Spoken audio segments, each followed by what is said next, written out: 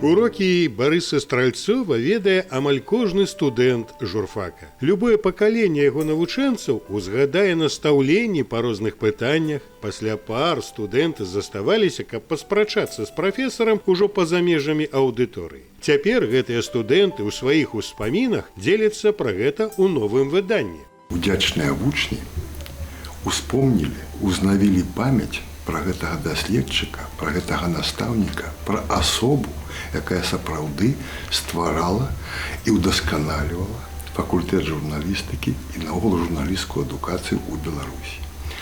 Па-другое, увайшла частка спадчыны творчай, навуковай Барыса Васильевича.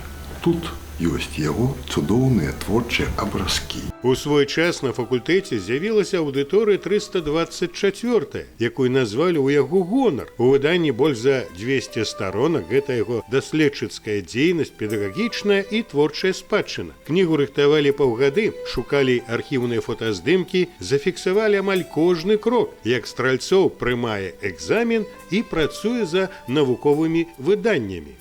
Яго сістэма жанраў перажыла самого даследчыка ўжо на колькі дзесяцігоддзяў. Яна і сёння вартая, каб яе выкарыстоўвалі ўсе журналісты.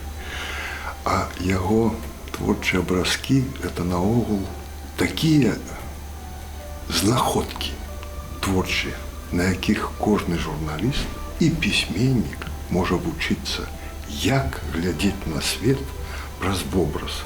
Ён быў журналістам, практыкам, лічыў, што студэнты павінны даказаць сваю прафпрыдатнасць. Мог дараваць прагулы і пропускі пар, але толькі не тое, што студэнт ніяк не праяўляе сябе ў прафесіі.